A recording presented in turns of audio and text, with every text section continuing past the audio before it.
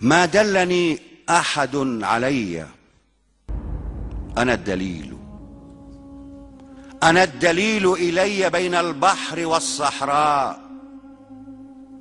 من لغتي ولدت على طريق الهند بين قبيلتين صغيرتين عليهما قمر الديانات القديمة والسلام المستحيل، وعليهما أن تحفظ فلك الجوار الفارسي وهاجس الروم الكبير ليهبط الزمن الثقيل عن خيمة العربي أكثر.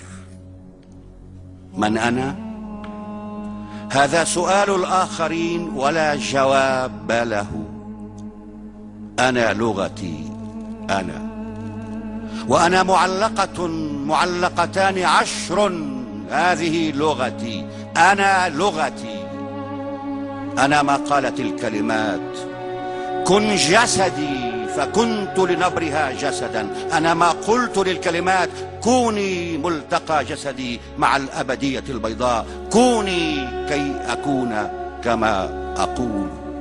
لا أرض فوق الأرض تحملني، فيحملني كلامي طائرا متفرعا مني ويبني عش رحلته أمامي في حطام العالم السحري من حولي. على ريح وقفت وطال بي ليل الطويل. هذه لغتي، قلائد من نجوم حول أعناق الأحبة.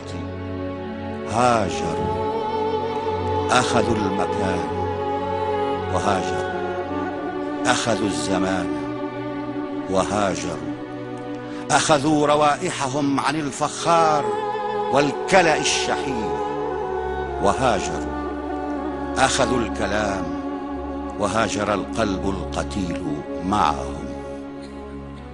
أيتسع الصدى، هذا الصدى، هذا السراب الأبيض الصوتي لاسم تملأ المجهول وحته ويملأه الرحيل ألوهة. تضع السماء علي نافذة فأنظر لا أرى أحدا سواي. وجدت نفسي عند خارجها كما كانت معي، ورؤاي لا تنأى عن الصحراء من ريح ومن رمل خطاي. وعالمي جسدي وما ملكت يداي.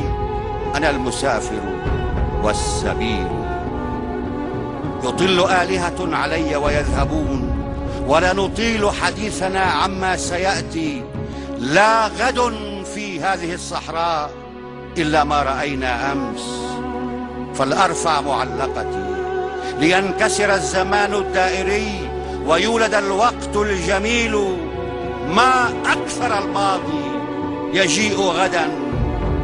تركت لنفسها نفسي التي امتلأت بحاضرها، وأفرغني الرحيل من المعابد. للسماء شعوبها وحروبها. أما أنا فلي الغزالة زوجة، ولي النخيل معلقات في كتاب الرمل. ماض ما أرى. للمرء مملكة الغبار وتاجه. فلتنتصر لغتي على الدهر العدو، على سلالاتي، علي، على أبي، وعلى زوال لا يزول. هذه لغتي ومعجزتي، عصا سحري، حدائق بابلي، ومسلتي، وهويتي الأولى، ومعدني الصقيل. ومقدس العربي في الصحراء يعبد ما يسيل من القوافي كالنجوم على عباءته، ويعبد ما يقول.